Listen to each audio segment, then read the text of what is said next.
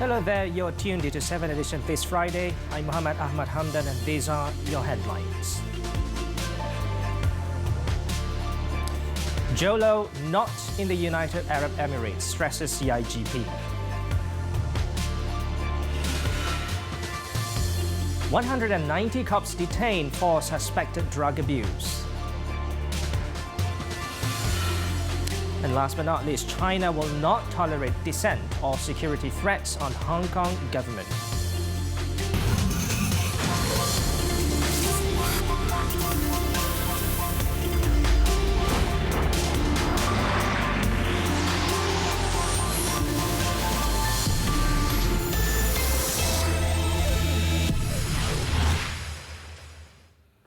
Good evening. Claims that fugitive low-tech Joe, better known as Jolo, is in the United Arab Emirates UAE are lies. Inspector General of Police Tan Sri Abdul Hamid Badr said it was illogical and impossible for a person who is wanted in several countries and widely known as a key figure in an international money laundering investigation to enter the UAE.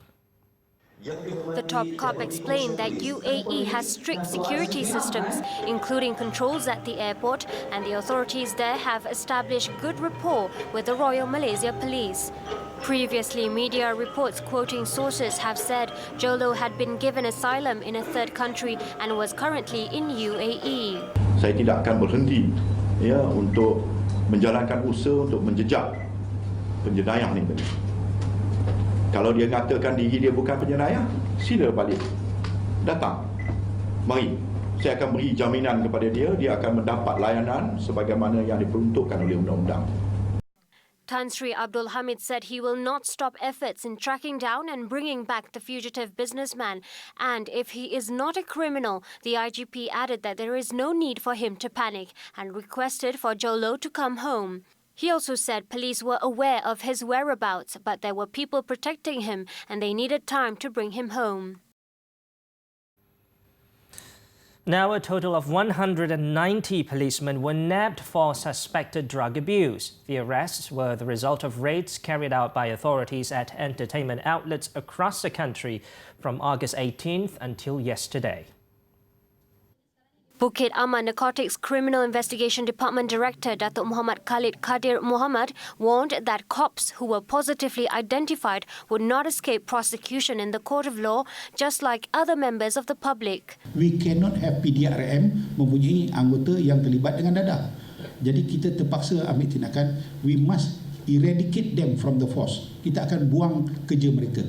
Currently, all of them are being given non-operational duties. He added that police also will be taking stern action against its members who were involved in negative elements or activities such as prostitution and gambling, as these could eventually lead to corruption. Meanwhile, a total of 468 individuals, including 25 women believed to be drug dealers, were picked up in a nationwide operation recently. Datuk Muhammad Khalil revealed that in the one-day operation on October 29th, a total of 121 kilograms of drugs worth 6.45 million ringgit were also seized. Jadi dari segi bekalan, kita ada 163 orang yang ditangkap kerana bekalan. Yang memiliki dari segi kategori memiliki 95 orang, manakala urin yang positif 21 orang dan kesalahan yang ditahan di bawah langkah-langkah pencegahan khas sebanyak 189 orang, jumlah 468. Police also seized cash, jewellery and vehicles worth 1.2 million ringgit in the raids, which were conducted simultaneously in all states. According to Datuk Khalil, such operations were necessary to fight the drug menace. In Penang, 3 men, including a father and son, aged 51 and 25 respectively, were arrested by police over their suspected involvement in drug processing and distribution activities. State Deputy Police Chief Datuk Rosli Chi said the trio, including a 54-year-old man, were believed to be members of a syndicate known as Blood, which had only been in operations for about a month. Authorities said the suspects were picked up in separate raids in Penang and Perak 2 days ago. Police also seized various types of drugs, including heroin, methamphetamine, and ecstasy pills worth about 300,000 ringgit. It was understood that the drugs were processed at a house in Taiping and the suspects were planning to relocate to Butterworth before they were busted. Sejarahnya, anak dia dulu kerja di Singapura. Lepas tu dipanggil balik untuk bantu bapa dia menjalankan kegiatan pengedaran darah. Also seized from the suspects were 3 vehicles, a Toyota Mark X, Toyota Vios and Honda Jazz. All of them have been remanded for 7 days to assist investigations under the Dangerous Drugs Act.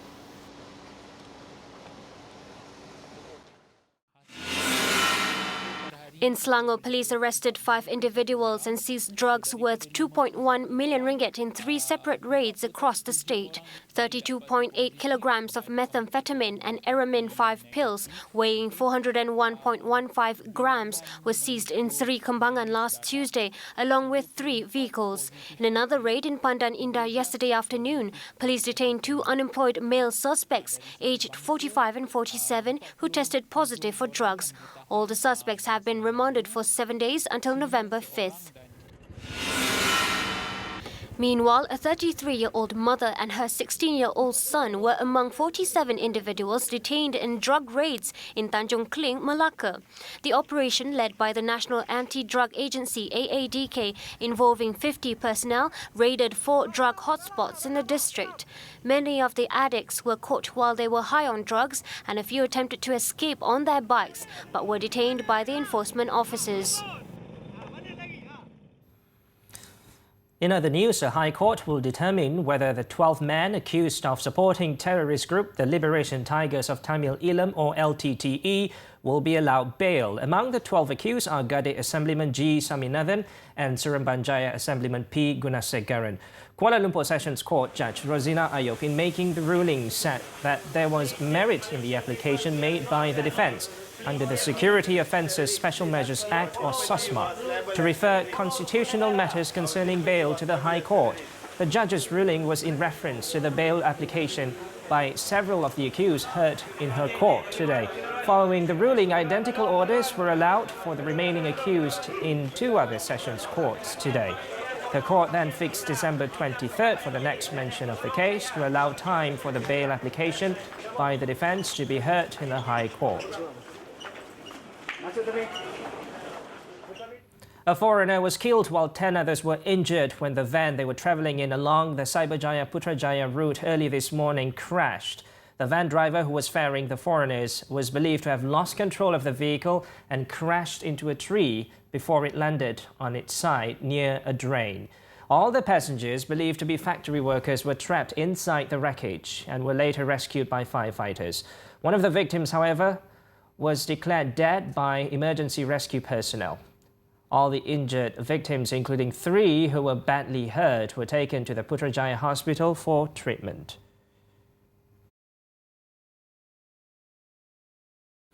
Coming up next, how ignoring simple driving steps can be dangerous. Details next.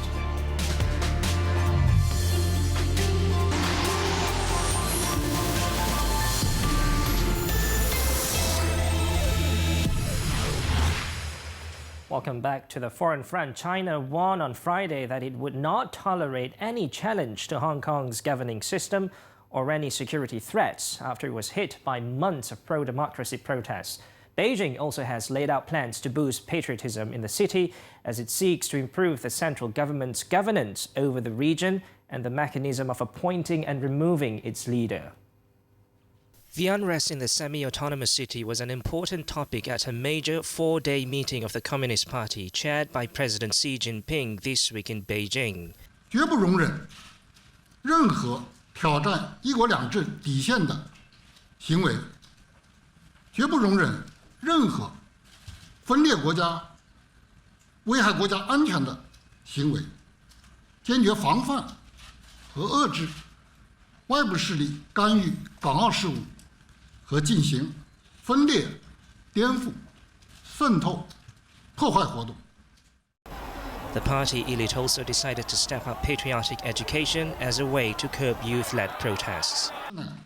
加强对香港、澳门社会，特别是公职人员和青少年宪法和基本法的教育、国情教育、中国历史和中华文化的教育，增强的港澳同胞的国家意识和爱国精神。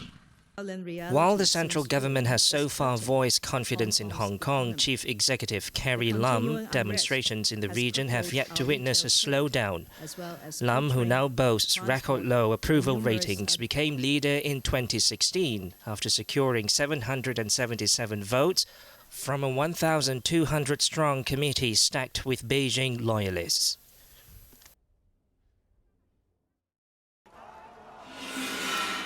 Meanwhile, protests in Hong Kong have morphed into a night of fright as protesters march in a citywide Halloween masquerade, dressing up in defaced masks of unpopular leaders. Using the Halloween celebration to defy the city's controversial mask ban, one protester wore a mask of Carrie Lam turned into the Joker. Another wore a half Winnie the Pooh face and another half with Xi Jinping's face, who is often comically likened to the cartoon. Wearing a mask is a stance to the government to tell them that we are not afraid of their evil law. Actually ironic to make fun and laugh at them to see how ugly they are actually, because Halloween is the festival of monsters and ghosts, and in our eyes they are just the same, they are monsters. Flash mob rallies also broke out in multiple locations. Some mocked police officers shouting sarcastic chants.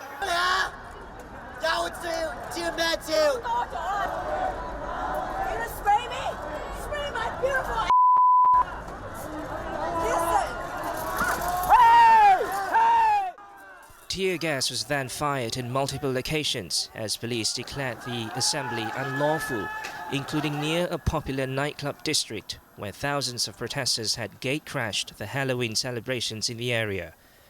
Plumes of smoke rose across the harbour in Mongkok and Prince Edward as hardcore protesters also blocked roads and set fire to makeshift barricades. South Korean rescue services have found no signs of survivors after an Airbus helicopter with 7 people on board crashed into the sea off the disputed islets of Dokdo late on Thursday. The Airbus H225 Super Puma aircraft, operated by South Korea's fire department, was carrying an injured sailor to a hospital when the crash occurred shortly after takeoff from Dokdo. The Defense Ministry stated it had sent vessels, planes and divers to scour the ocean for any signs of the 7 people, so far without success. According to news reports, a suspected piece of the helicopter had been found. The helicopter went into service in 2016 and was crewed by 2 veteran pilots. Also on board were 3 fire department responders, the patient and another person. There were no immediate reports on what may have caused the latest accident. South Korean President Moon Jae-in has ordered safety checks on the H225 choppers. Previously, one of the aircraft crashed off Norway in 2016, killing 13 North Sea oil workers.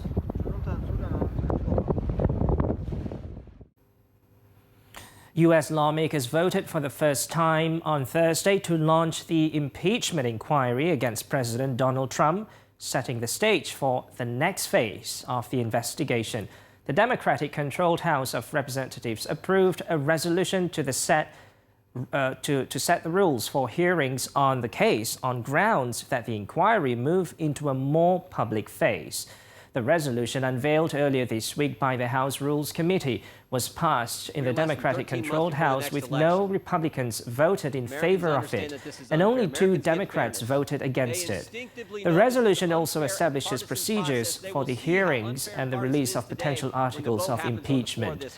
The Republican president is accused of trying to pressure Ukraine into investigating corruption claims against his political rival Joe Biden and his son, who worked with Ukrainian gas company Burisma.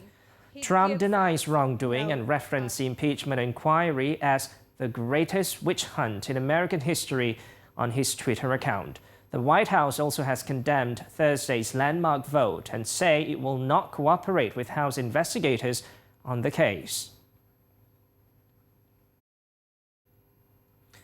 Researchers at cybersecurity firms Malwarebytes and Symantec have uncovered an Android Trojan called X-Helper. And it seems that once a device is infected, there is no stopping the malware, as it is able to reinstall itself even after users have uninstalled it. According to Symantec, the malware has already infected more than 45,000 devices, mainly in the US, India and Russia over the last 6 months. Malwarebytes explained that the malware is installed through web redirects that take users to web pages that host unofficial Android apps. These unofficial apps include code that installs the X-Helper Trojan onto a user's phone once these apps have been downloaded.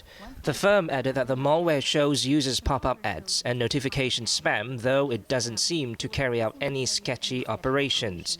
The ads and notifications lead users to Google's Play Store, where they are asked to download more apps, a method by which authors of the X-Helper Trojan earn money each time these apps are installed.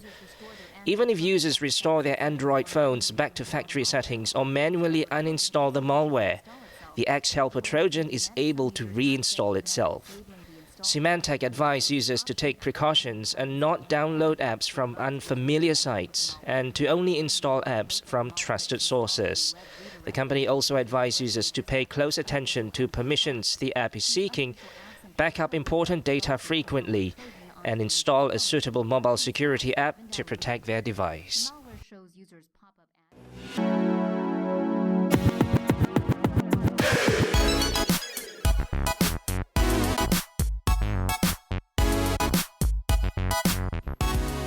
And now let's hop on to Clickbait, where we take a look at what's trending and making the rounds in the cyber world today.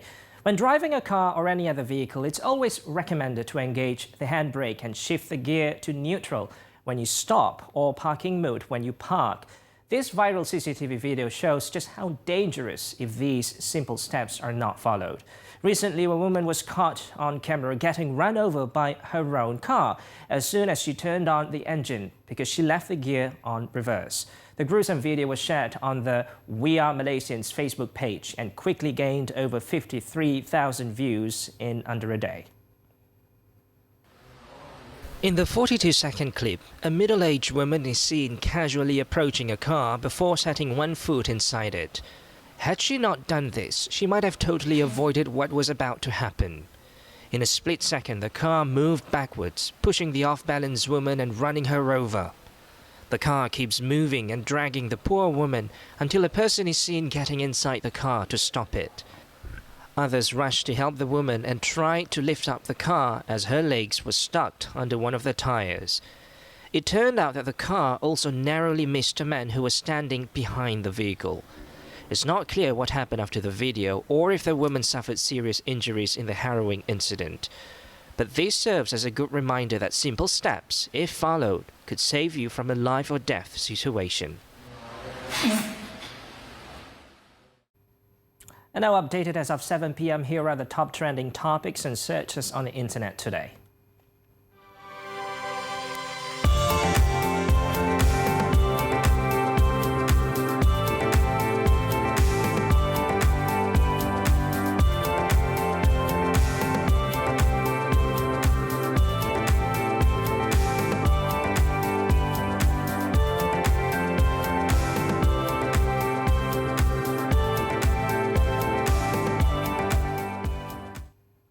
We're going to take a short break, but when we return, Halloween just ended, but you can still have some spectacular fun. Stay with us for more.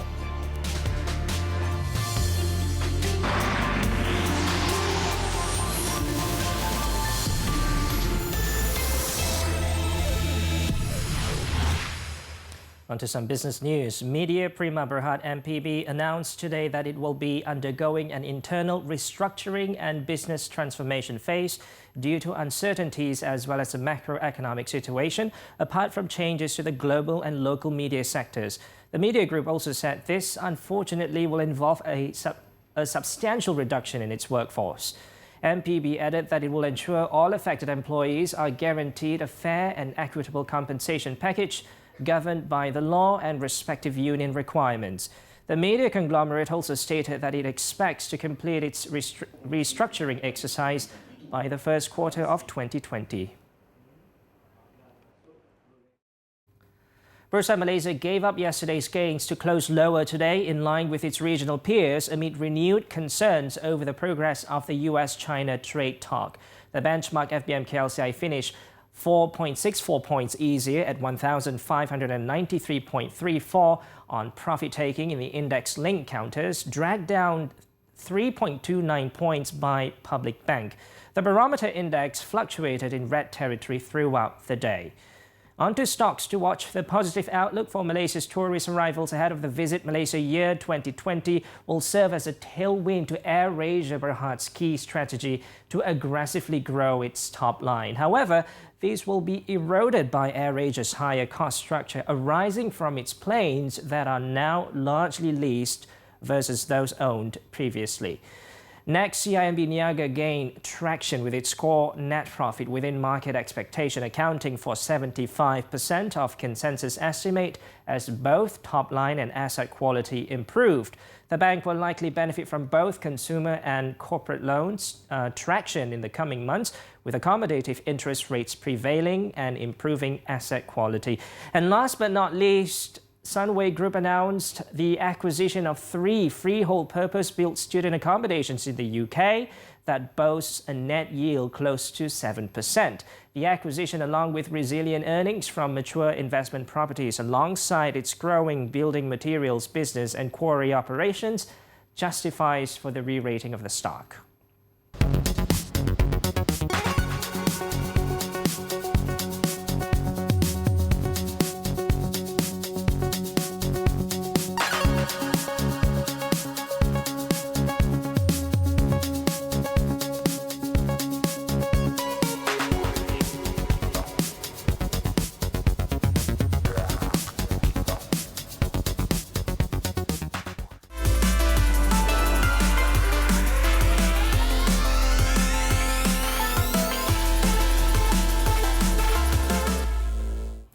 Who says Halloween is a celebration meant only for trick-or-treating? While the night of fright has come to an end, thrill seekers can still look forward to some chills and spills at the Train to Busan horror house, inspired from the popular South Korean movie of the same name. The scary experience is certainly something to look out for as the latest attraction at Resorts World Genting. Our reporter, Miza Shafiza Muhammad Fuad, has the spectacular details.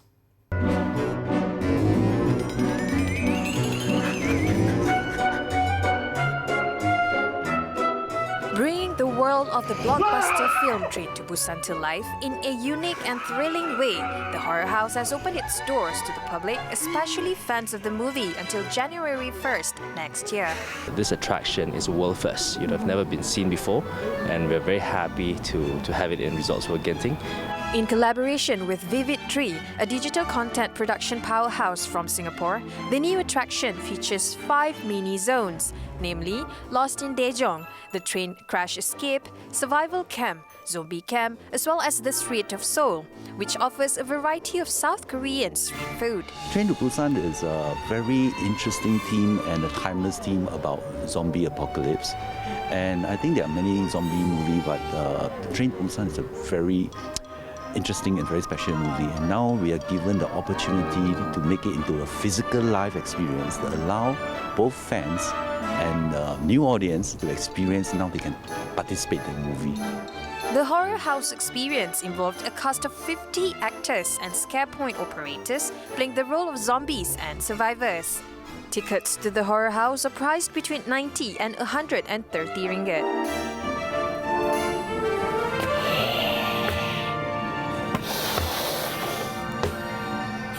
나는 좀비가 되어 그리고 당신은 가고 있습니다. 준비가 됐어요. Miza Shafiza for 7Edition.